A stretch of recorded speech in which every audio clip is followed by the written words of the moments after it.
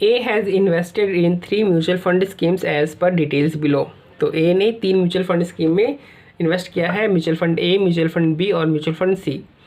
Date of investment 1 दिसंबर 2009, 1 जनवरी 2010 और 1 मार्च 2010। अमाउंट ऑफ इन्वेस्टमेंट इसमें 50,000, इसमें 1 लाख, इसमें 50,000। और NAV एट एंट्री डेट, यानी ये क्या हुई है, ये अपनी NAV ज़ीरो हो गई। कितनी NAV ज़ीरो दे रखी है। फिर डिविडेंड हमें म्यूचुअल फंड ए से कितना मिला, बी से कितना मिला, सी से कितना मिला, वो फिर NAV ज़ीरो यानी 31 मार्च 2010 की NAV, यानी NAV 1, सॉरी NAV 1 दे रखी है इधर। ये NAV ज़ीरो है, ये NAV 1 है, ये इधर डेट ऑफ इन्वेस्टमेंट दे रखी है, ठीक है।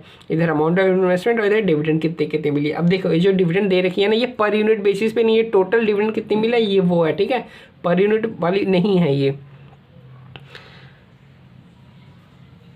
Required, what is the effective yield on per annum basis in respect of each of the 3 schemes to Mister A up to 31/3/2010। तो 31/3/2010 का हमें इफेक्टिव यील्ड निकालना है पर एनम बेसिस पे तीनों म्यूचुअल फंड स्कीम्स का। तो देखो जो फॉर्मूला देखो, जिसे डिविडेंड हमें दे नहीं रखा है, ठीक है, पर यूनिट के बेसिस पे, यानी जो हमें कैलकुलेशन करनी है वो हमें टोटल बेसिस पे कैलकुलेशन करनी है। तो जब हम टोटल बेसिस पे कैलकुलेशन करते हैं तो जो हमारा NAV 1 या NAV 0 जो भी होता है ना, इसको हम उसके नंबर ऑफ रिस्पेक्टिव यूनिट से इंटू कर देते हैं और कुछ नहीं करते हैं, ठीक। तो ये हमारा ये फॉर्मूला होता है, ये हमारा नॉर्मल फॉर्मूला होता है बस। और इसको एनुलाइज करने का फॉर्मूला ये होता है, इसको एनुलाइज करते हैं इंटू 365 बाई इन्वेस्टमेंट पीरियड, या फिर 12 मंथ अगर मंथली कंसिडर कर रहे हैं तो 12 डिवाइड बाई जो भी इन्वेस्टमेंट, जो भी जितना भी मंथ का इन्वेस्टमेंट पीरियड होगा वो।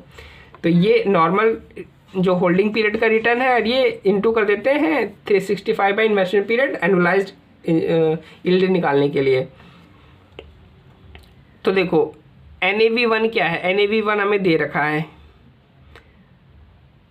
NAV 0 भी हमें दे रखा है। तो क्या हमें N1 और N0 दे रखा है, नहीं, हमें नंबर ऑफ़ यूनिट्स नहीं दे रखी है, ठीक है। तो सबसे पहले तो हम NO यानी नंबर ऑफ़ ज़ीरो, जो बिगनिंग है, बिगनिंग में कितने नंबर ऑफ़ यूनिट्स में इन्वेस्ट किया, सबसे पहले तो हम वो निकाल लेते हैं, ठीक है। अच्छा, इन्वेस्टमेंट की अमाउंट तो हमें पता है, हमें इन्वेस्टमेंट की अमाउंट पता है और किस रेट पे इन्वेस्टमेंट किया है, यानी NAV 0 भी हमें पता है। तो नंबर ऑफ़ यूनिट्स तो हम निकाल ही सकते हैं ना, इन्वेस्टमेंट डिवाइड बाय NAV 0, हमें नंबर ऑफ़ यूनिट्स आ जाएगी। तो इन्वेस्टमेंट ये रही है, देखो हमने क्या किया, इन्वेस्टमेंट डिवाइड बाय NAV 0 कर दिया, NAV 0 यहाँ पे दे ही रखा, तो हमारी नंबर ऑफ़ यूनिट्स आ गई, ये हमारी नंबर ऑफ़ यूनिट्स आ गई तीनों म्यूचुअल फंड की। तो हमारे NO आ गया, अब हमें N1 निकालना है।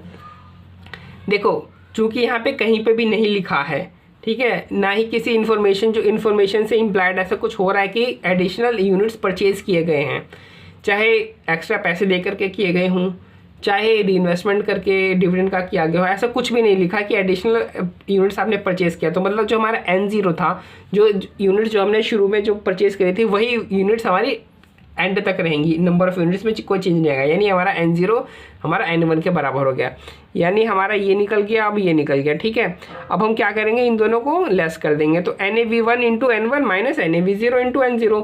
तो NAV 1 क्या है, NAV 1 तो दे ही रखा है यहाँ पे, अब NAV 1 में N1 कर देंगे। N1 क्या है, N0 के बराबर ही तो है, यही तो है N0 अपना, ये क्या है, N0 ही तो है। तो NAV 1 इंटू N1 कर देंगे तो अपना ये निकल के आ गया। अब NAV 1 इंटू N1 में से NAV 0 माइनस N0 माइनस कर देंगे, इसमें से ये माइनस करेंगे तो अपने पास ये आ गया वैल्यू, यानी इस टोटल की, इस पूरे की वैल्यू क्या होगी, ये रही। अब इसमें क्या करेंगे, डिविडेंड प्लस कर देंगे, तो इसकी वैल्यू हमने यहाँ पे वापस वही दिखा दी। इसमें फिर क्या किया, डिविडेंड जो भी मिल रहा था डिविडेंड, ये डिविडेंड हमने सारा का सारा प्लस कर दिया, तो हमें टोटल रिटर्न मिल गई। कैपिटल गेन कुछ है नहीं, तो हमें टोटल रिटर्न या फिर टोटल यील्ड हमें पता चल गई, टोटल यील्ड पता चल गई।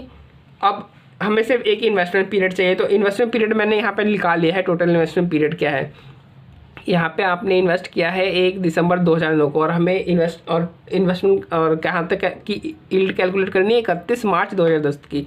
तो ये दिसंबर का महीना, देखो ये जो डेट दे रखी है, ये डेट भी इंक्लूड है, इस डेट को कैलकुलेट करेंगे, यानी 1 दिसंबर को कैलकुलेट किया जाएगा, 1 जनवरी को कैलकुलेट किया जाएगा और 1 मार्च को भी कैलकुलेट किया जाएगा इन्वेस्टमेंट पीरियड कैलकुलेट करते समय। तो यानी पूरा का पूरा दिसंबर, फिर जनवरी पूरा, फिर फरवरी 28 का, क्योंकि ये लीप ईयर नहीं है, ये लीप ईयर नहीं है, ठीक है, इसलिए 28 का फरवरी और 31 का फिर आपका मार्च, फिर यहाँ पे आपने जनवरी में किया है तो जनवरी प्लस फरवरी प्लस मार्च और ये पूरा मार्च, तो ये कितना डेज़ हुआ, ये आपका हुआ 121 डेज़, ये आपका 90 डेज़ हुआ और ये वैसे ही 31 डेज़ है। तो ये नंबर ऑफ़ डेज़ भी हमें पता चल गया। तो मतलब हमें ये सारी चीज़ें हमें पता चल गई। अब बस फॉर्मूले में अपने को पुट कर देना, तो ये फॉर्मूला वही है, फॉर्मूले में हमने पुट कर दिया तो हमारा जो एनुअलाइज इफेक्टिव यील्ड है पर एनम का वो हमारा निकल गया, है ना। कितना सिंपल सा आंसर है।